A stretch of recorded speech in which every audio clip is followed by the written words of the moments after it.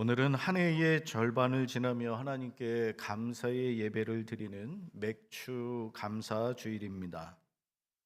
벌써 2026년도의 절반이 지나가고 있습니다. 우리가 지난 연말 연시에 세웠던 기도 제목들 혹시 여러분들 기억하고 계십니까? 송구영신 예배 때 또 연말 연시에 세웠던 기도의 제목들, 올해는 꼭 이루어지기를 바랬던 소원들이 있었고, 또 간절히 하나님께 기도했던 제목들도 있었고, 하나님께서 반드시 응답해 주시길 기대했던 일들, 이 모든 것들이 여러분들 계획한 대로 잘 진행되고 계십니까? 어때요? 잘 진행되는지 안 되는지조차도 모를 정도로 내가 기도 제목이 뭐였지? 또 이러시는 분들이 있을 수도 있겠죠. 우리가 지난 6개월을 돌아보면 감사보다는 아쉬움이 사실 더 크게 남아 있을지도 모르겠습니다. 사실 감사라고 하는 거 쉬운 일은 아닙니다. 우리가 흔히들 우리 스스로를 향해서 하늘에 속한 사람들이라고 말을 하는데 맞지요. 우리의 시민권이 하늘에 있습니다. 그런데 문제는 우리의 시민권은 하늘에 있는데 우리는 여전히 우리의 현실은 이 땅에서 살고 있다는 것입니다. 우리가 믿음으로 산다고 해서 세상 일에 전혀 관심이 없거나 불필요한 것이 아닙니다. 여러분, 믿음으로 살아도 건강이 중요하고요. 믿음으로 살아도 물질 참 중요하고 자녀들의 미래 이런 것들 참 중요한 일들입니다. 예수님께서 그래서 우리들에게 말씀하시기를 너희는 이 땅의 것을 다 포기하라. 너희가 믿음의 사람들인데 이 땅의 것 다 포기하라. 너희가 하늘에 속한 사람들이니 이 땅의 것 다 포기하라. 이렇게 말씀하지 않았습니다. 대신에 먼저 그의 나라와 그의 의를 구하라. 어쩌면 예수님의 말씀은 우리들에게 감사라고 하는 것과 아쉬움이라고 하는 것, 이런 것들보다도 먼저 순서에 대한 것을 말씀하셨습니다. 우리는 언제부터인가 조금만 더라고 하는 노예가 되어 살아가고 있습니다. 조금만 더. 내가 조금만 더 좋은 집에 살면 행복할 것 같아요. 내가 조금만 더 큰 차를 타고 좋은 차를 타면 행복할 것 같습니다. 지금보다 조금만 더 월급이 올라가면, 조금만 더 돈을 벌면 행복할 것 같습니다. 우리 학생들은 대학을 가면 행복할 것 같아요. 그런데 대학생이 되면 취업만 하면 행복할 것 같습니다. 그렇게 취업을 하고 나면 승진만 했으면 정말 소원이 없겠다. 근데 승진하고 나면 그 다음부터는 내가 정년까지 좀 다녔으면. 근데 여러분, 정년까지 다 다닙니다. 그리고 나서 퇴직을 했습니다. 그 퇴직을 할 때 무슨 생각이 드느냐? 어, 목회 정년 은퇴하신 목사님들이 늘 은퇴의 자리에서 하시는 말씀이 다 필요 없고 건강이 최고야. 우리가 그동안에 좋은 대학만 가면, 그러면 그 다음에는 취업을 걱정하고, 취업이 되면 승진을 걱정하고, 승진하면 정년을 걱정하고, 그리고 나서 퇴직을 하고 나면 그 다음에 내가 건강만 했으면 참 좋겠다. 그러고 보면 인생이라고 하는 게 결국은 건강만 남는 것이라면 왜 우리는 그동안 그렇게 건강을 해치면서 살아왔을까? 그 코스 단계마다 바라는 바들이 달랐는데 결국 맨 마지막 노년에 와서는 건강을 이야기를 한다면 왜 우리는 그동안 그렇게 건강을 해치며 살아왔을까? 우리가 젊은 날에는요, 평생 건강을 팔아서 돈을 벌었습니다. 건강을 팔아서 승진도 하고, 건강을 팔아서 성공도 이루고, 그런데 나중에는 아이러니하게도 그 건강을 통해서 벌은 그 돈을 가지고 그 돈을 써가면서 다시 건강을 사려고 발버둥치며 살아갑니다. 이것이 우리가 조금만 더 하면서 살아왔던 우리 인생의 서글픈 현실입니다. 세상은 우리들에게 끊임없이 부족함을 주입시킵니다. 너 이렇게 만족하면 안 돼. 너 지금 가진 것으로 이거 갖고 안 돼. 이거 부족해. 그런데 오늘 바울은요, 우리에게 전혀 다른 이야기를 합니다. 6절. 우리 6절의 말씀 같이 읽어볼까요? 그러나 자족하는 마음이 있으면 경건은 큰 이익이 되느니라. 아멘. 자족하는 마음이 경건에 도움이 된다고 이야기를 합니다. 그러니까 바울이 말하는 자족이라고 하는 것이 단순히 감정의 문제가 아니라 바울은 이 자족을 무엇과 연결시키고 있느냐? 경건과. 자족이라고 하는 것을 믿음과 연결시켜서 이야기를 하고 있습니다. 매우 중요한 포인트입니다. 자족이라고 하는 것이 우리가 이 자족이라고 하는 말을 참 많이 쓰잖아요. 근데 이 자족이라고 하는 것이 감정이 아니라 믿음의 표현이라는 이야기예요. 많은 사람들은 자족 그러면 괜찮아. 이걸로 충분해. 이런 류의 표현, 이런 류의 감정들을 생각하고 포기하거나 체념하거나 이런 것들을 떠올리게 됩니다만 이 정도면 됐지 뭐. 나 같은 사람이 이런 위로의 생각이 자족이 아니라 바울이 말하는 성경이 말씀하고 있는 자족이라고 하는 것이 과연 뭘까? 자, 첫 번째는요. 자족이라고 하는 것은 무엇이냐면 환경을 뛰어넘는 능력이 바로 자족입니다. 세상의 감사라고 하는 것은 조건부의 감사이죠. 이것이 채워져야 감사가 되는 것입니다. 사업이 잘 되어야, 자녀가 잘 되어야, 원하는 대로 되어야, 건강해야 감사합니다. 이 세상의 조건부 감사입니다. 제가 앞서 오늘 찬양을 함께 은혜를 나누면서 이야기를 했던 세상의 감사는요, 장미꽃에도 가시가 없어야 되는 거예요. 가시가 없는 장미꽃. 그러나 믿는 사람의 감사라고 하는 것은 환경을 뛰어넘습니다. 여러분, 대형 건물에 가면 대형 건물들마다 지하실에 무엇이 있느냐면 비상발전기가 있습니다. 자가 발전기라고 하는 비상발전기가 있습니다. 외부의 전력의 공급이 끊어져도요, 자체적으로 버티는 힘이 있어요. 큰 건물들, 아주 중요한 시설들, 공장들 이런 것들에는 자가 발전기가 있어서, 비상 발전기가 있어서 외부의 전력 공급이 끊어져도요, 버텨내는 거예요. 외부의 공급이라고 하는 것이 중요하지만 최악의 상황들이 발생이 되어도 나를 지켜주는 힘이 내 안에 있다는 거죠. 그러니까 외부에서 전력 공급이 끊어져도 당장 아이쿠야 큰일 났다. 내 인생 어떡하지? 이게 아니라 버텨낼 수 있는 힘이 내 안에 있는 거죠. 우리의 신앙이라고 하는 것이 그렇습니다. 세상에서 주는 즐거움이 분명히 존재하고 세상에서 누리는 평안함이라고 하는 것들이 있는데 세상에서 주는 평안함이 끊기고 물질이 끊기고 또 나와 함께 친했던 사람들이 떠나고 내가 믿었던 그 사람들로 인해 어려움을 당할 수도 있습니다.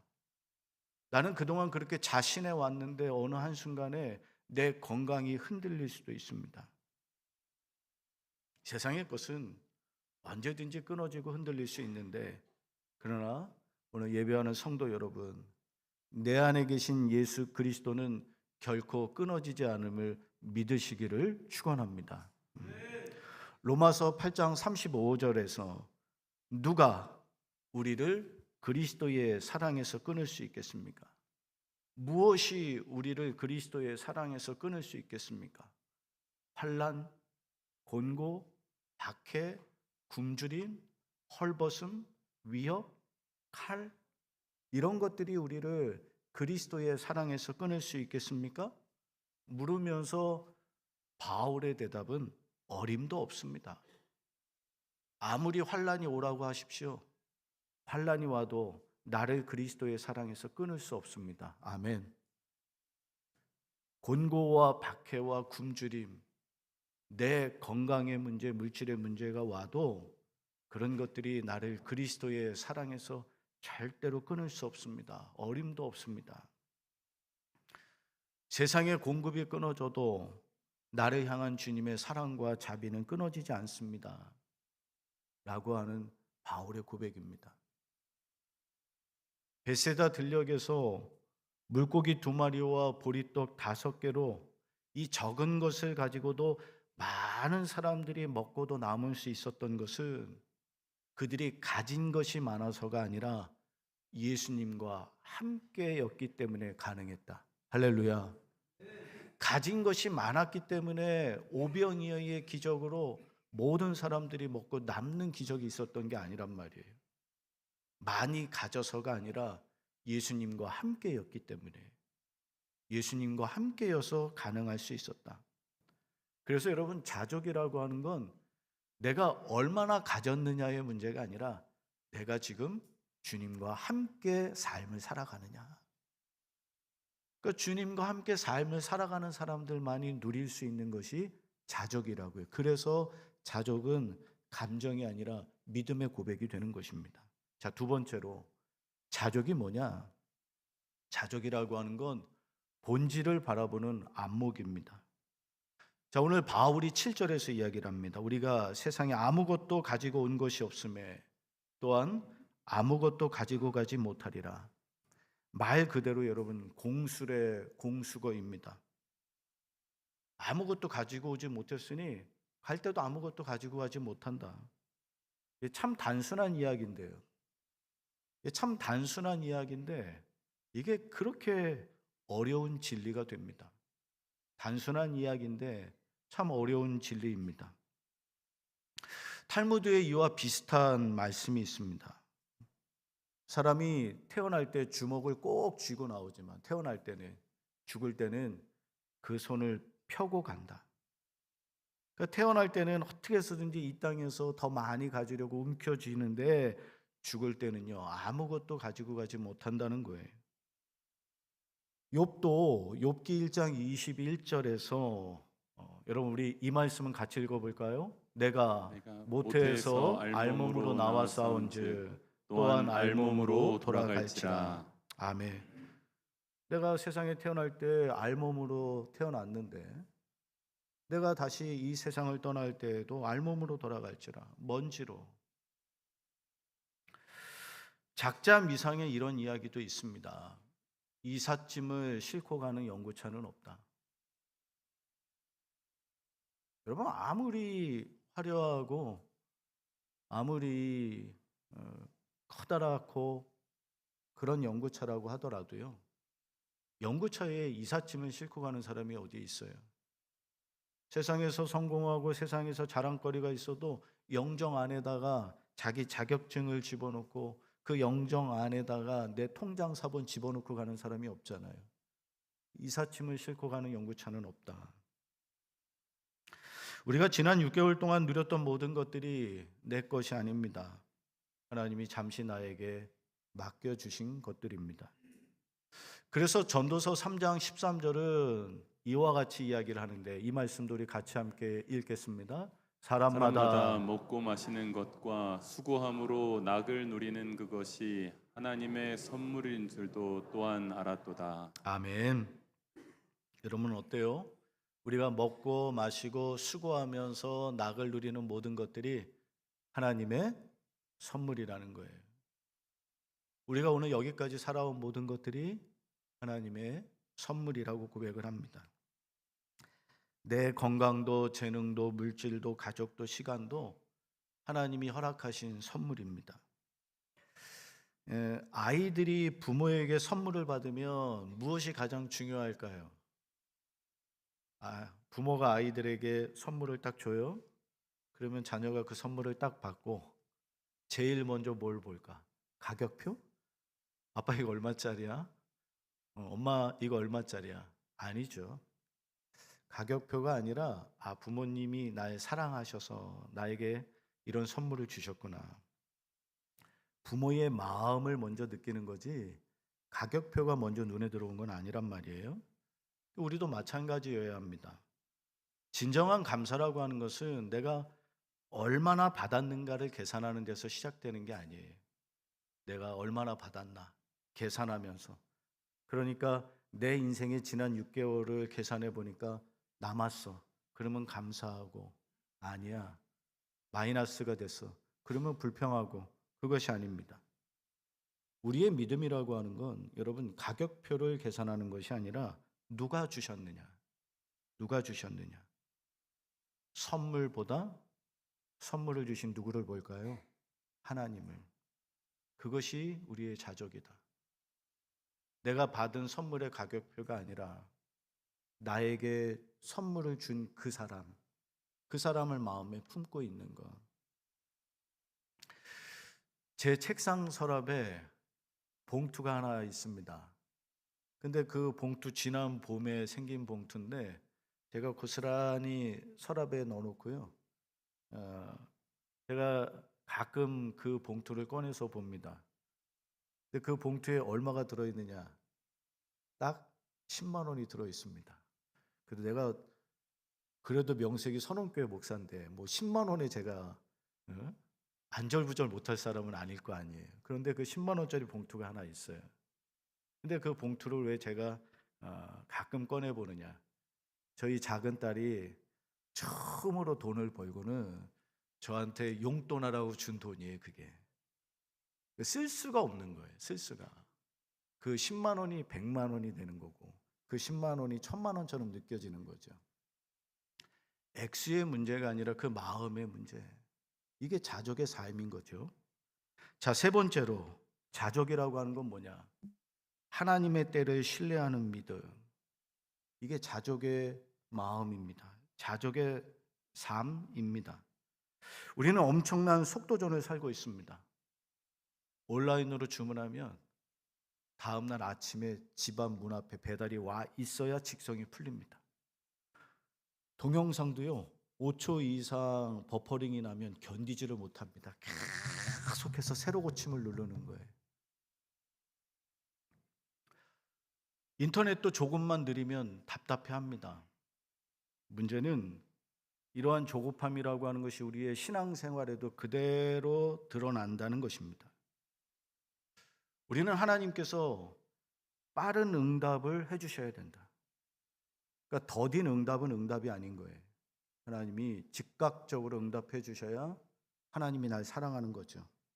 그러나 여러분, 하나님은 우리의 시간표대로, 하나님은 우리의 욕심대로 움직이지 않으십니다. 믿으시면 아멘. 하나님은 우리의 시간표나 우리의 욕심대로 움직이시는 하나님이 아닙니다. 예수님께서 마태복음 7장 11절에 우리 이 말씀도 같이 읽겠습니다. 너희가 악한 자라도 좋은 것으로 자식에게 줄 줄 알거든 하물며 하늘에 계신 너희 아버지께서 구하는 자에게 좋은 것으로 주시지 않겠느냐. 자, 여러분, 이 7장 11절의 이 말씀에 굉장히 중요한 단어가 하나 있습니다. 악한 부모라도 자식에게 가장 좋은 걸 주지 않느냐. 하물며라고 하는 것은 세상에 악한 사람도 그렇게 하는데 우리 하나님은 그 이상이라는 것이고, 근데 그 하나님이 우리에게 주시는데 무엇을 주시느냐? 우리가 원하는 것을 주시는 것이 아니라 뭘 줘요? 가장 좋은 것. 우리의 기도의 응답은 내가 원하는 것을 받아야 응답입니다. 그러나 오늘 예수님의 말씀은 구하는 자에게 원하는 것을 주는 것이 아니라 뭘 줘요? 좋은 것을 주신다. 오늘 저와 여러분들이 받은 모든 것들은 주님이 우리에게 주신 좋은 것인 줄로 믿습니다. 좋은 것을 우리에게 주시는 거예요. 우리는 때때로 돌을 떡이라고 생각하고 구하고 뱀을 생선이라고 생각하면서 달라고 합니다. 그런데 하나님은 정확하게 판단하시는 거죠. 우리가 구하는 것이 정말 떡을 구하는 것인지 아니면 돌을 구하는 것인지. 요즘 운전할 때 필수품이 내비게이션입니다. 옛날에는 자동차 보험을 들면 이렇게 커다란 책자를 하나 줬잖아요. 지도 책자. 그러면 낯선 길을 가면 그거 가지고 공부했단 말이에요. 근데 요즘은 내비게이션 때문에 길을 공부하지 않습니다. 입력만 하면 되니까. 그런데 이 내비게이션을 이용하다가 보면 가끔 답답할 때가 있습니다. 지금 내 눈앞에 길이 텅텅 비어 있어요. 텅텅 비어 있는데도 불구하고 이 내비게이션이 자꾸 돌아가라고 안내를 하는 거예요. 내 눈앞에는 텅텅 비어 있는데. 그러면 우리가 뭐라고 하느냐면, 야, 이 길은 내가 너보다 더 잘 알아. 내가 이 길을 지금 수십 년째 다니고 있는데 내가 너보다 훨씬 더 잘 알지. 네가 뭘 한다고 나한테 이래. 그러면서 기계하고 싸우는 거예요, 이제. 그러고서는 그 내비게이션이 안내하는 걸 무시하고 직진합니다. 돌아가라고 하는 지시를, 그 안내를 무시하고 직진해 버려요. 그러면 조금 가다 보면 큰 사고가 나 있죠. 그리고 길이 도로가 아니라 주차장이 되어 있습니다. 우리의 인생이라고 하는 건 눈앞에 펼쳐진 100m만 보면서 살아가지만, 그걸 가지고 평가하지만, 우리 하나님은요, 내 인생의 전체를 보고 계신다. 지금 당장은 손해가 나는 것 같고 돌아가는 것 같지만, 하나님은 우리 인생의 전체를 지켜보시면서 우리에게 가장 빠른 길이 어디 있는가. 우리는 당장의 빠른 길을 원하지만, 그러나 하나님은 우리에게 가장 안전한 길로 인도하십니다. 우리는 지금 주시기를 바라지만 하나님은 가장 좋은 때에 맞춰서 주십니다. 왜 하나님이 아직 나에게 주시지 않았을까? 여러분, 어쩌면 내가 준비되지 않았기 때문인지도 모릅니다. 주시지 않은 것이 아니라 내가 준비가 되지 않아서. 여러분, 저를 따라서 같이 해봅시다. 하나님의 침묵은 거절이 아니다. 더 좋은 것을 위한 기다림이다. 아멘. 여러분, 하나님이 침묵하시는 것은 거절이 아닙니다. 우리에게 더 좋은 것을 주시기 위해서 우리로 하여금 기다리게 하시는 것입니다. 맥추감사절은 보리를 추수하고 드리는 절기입니다. 그런데 농사를 짓는 분들은 아시겠습니다만, 보리 추수라고 하는 것은 우리의 농사의 끝이 아닙니다. 여러분, 보리를 추수하는 것은 이제 겨우 시작입니다. 앞으로 더 큰 가을의 수확이 우리를 기다리고 있습니다. 그런데 왜 하나님은 가을까지 기다리지 않고 보리 때에 먼저 감사하라고 하셨을까? 작은 보리를 주신 하나님을 신뢰하는 사람에게 앞으로 주실 가을의 풍성함도 기대할 수 있기 때문입니다. 우리 예수님께서 달란트 비유에서 말씀하시잖아요. 적은 것에, 작은 것에 충성을 다하는 사람에게 많은 것을 맡기시고 큰 것을 맡기신다. 할렐루야. 그래서 여러분, 맥추감사 주일은 받은 은혜에 대한 감사이기도 합니다만, 동시에 아직 받지 못한 것, 그것에 대한 우리의 기대, 신뢰, 이것이 오늘 우리가 함께 예배하는 이 아침의 예배입니다. 사랑하는 성도 여러분, 지난 6개월을 돌아보면 혹시 답답하셨습니까? 내가 기도는 했는데 응답이 되지 않아서 하나님이 나를 버리신 것 같은 그런 느낌들이 들어서, 지금 여러분들 손에는 무엇이 있습니까? 혹시 내 손에는 그냥 보리 몇 알밖에 없다, 이렇게 생각이 드십니까? 근데 여러분, 그래도 괜찮은 것 같아요. 왜? 보리가 우리의 수확의 끝은 아니니까. 지금은 비록 보리 수확이 부족할 수 있어요. 그러나 이것이 우리의 한 해의 끝은 아니잖아요. 우리에게는 여전히 풍성한 가을이 기다리고 있습니다. 하나님은 한 번도 우리 성도들을 잊은 적이 없으심을 믿으시기를 축원합니다. 여러분, 하나님은 한 번도 실수한 적이 없으십니다. 하나님은 지금도 우리 성도들에게 가장 좋은 것을 가장 좋은 때에 주시기 위하여 일하고 계시는 줄 믿습니다. 그런데 우리는 여전히 계속해서 조금만 더를 외치죠. 주신 것들이 모든 것이 은혜이고 하나님이 우리에게 선물로 주셨는데도 불구하고 우리가 받은 것에 대한 고백과 감사는 없이 그저 조금만 더. 자족이라고 하는 건 저절로 되는 것이 아닙니다. 여러분, 자족은 감정이 아니에요. 생각이 아니에요. 하나님을 향한 믿음 없이는 절대로 할 수 없는 일이 자족입니다. 자, 그래서 오늘 바울은 이야기합니다. 자족하는 마음은 경건에 큰 유익이 있다. 자족이라고 하는 건 하나님과 함께 살아가는 사람만이 누릴 수 있는 은혜입니다. 맥주감사라고 하는 건 내가 얼마나 많이 받았는가를 계산하는 날이 아닙니다. 하나님이 얼마나 신실하신 분이었는가, 내가 얼마나 많이 받았는가를 계산하는 날이 아니라요, 하나님은 한 번도 나를 실망시킨 적 없으시고 하나님은 신실하신 분이었다라고 하는 걸 기억하는 날이 오늘 감사의 날이고요. 가장 좋은 것을 가장 좋은 때에 주실 그 하나님, 우리는 오늘을 바라보지만 하나님은 내 인생 전체를 바라보시고 가장 안전한 길로, 가장 좋은 길로 인도하신다. 여러분, 볼이라고 하는 건 그 시작입니다. 우리에게는 더 큰 가을의 열매가 기다리고 있습니다. 하나님께서 우리 성도들에게 남은 후반기에도 가장 좋은 것을 가장 좋은 때에 주실 줄 믿습니다. 그 믿음의 고백을 가지고 주님과 함께 자족하는 삶의 은혜를 가지고 감사의 기적을 써내려가는 우리 모두가 되기를 주의 이름으로 축복합니다.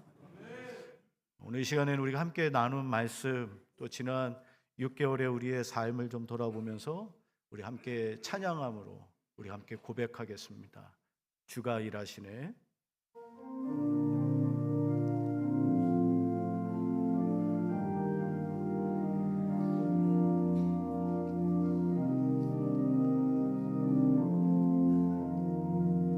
날이 저물어 갈 때, 날이 저물어 갈 때, 빈들에서 걸을 때, 그때가 하나님의 때,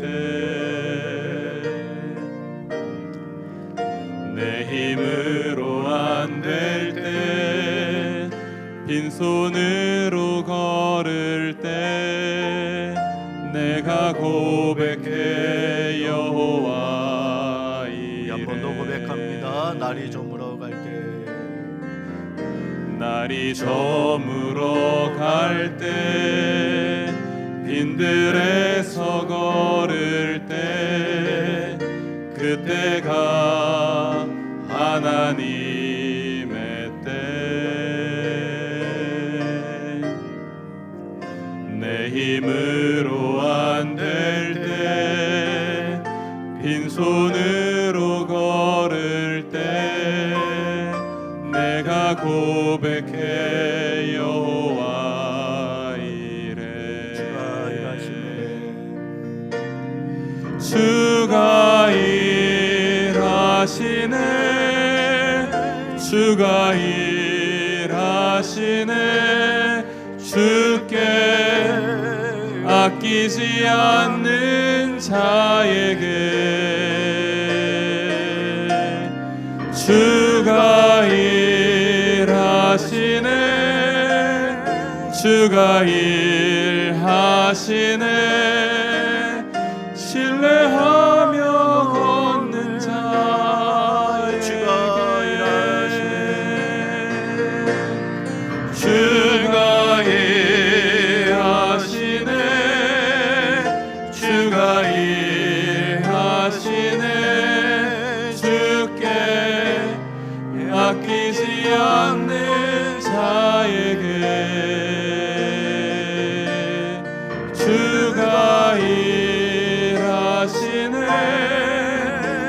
주가 일하시네 신뢰하며 걷느냐 우리 모인 이곳에 우리 모인 이곳에 함께 계시네 주님 함께 계시네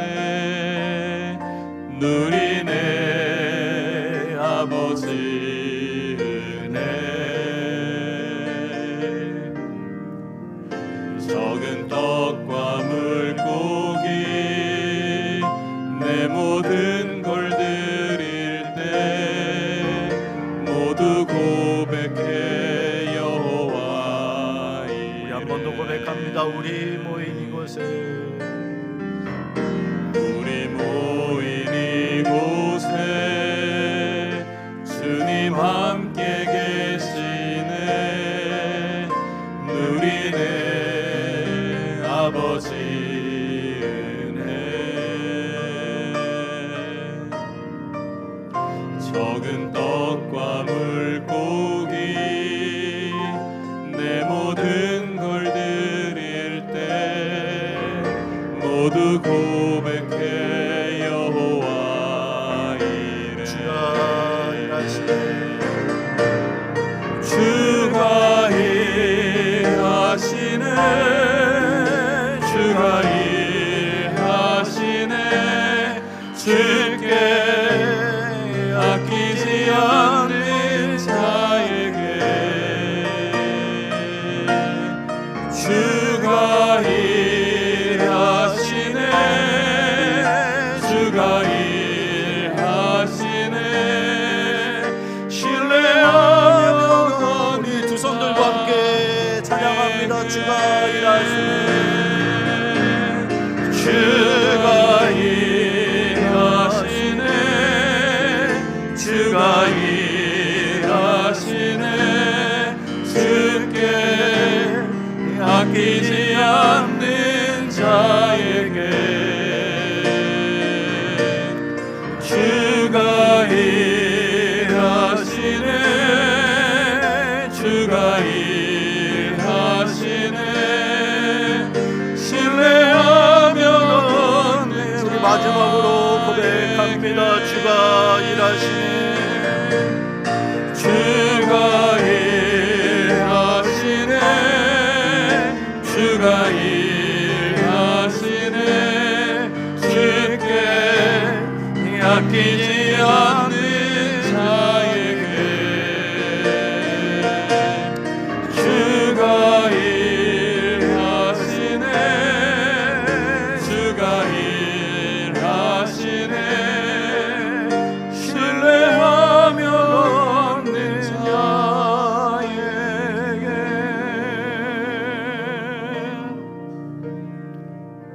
우리가 살아가는 모든 날 모든 순간이 하나님의 일하신 은혜의 순간임을 고백합니다. 오늘 여호와 이레 하나님의 준비하신 것으로 살아왔습니다.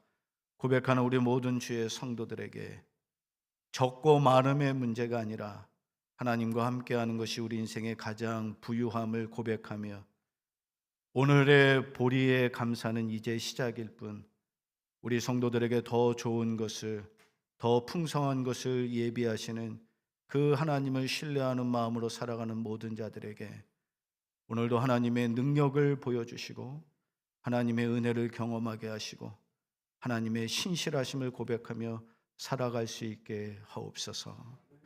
예수님의 이름으로 기도합니다. 아멘. 다 같이 찬송가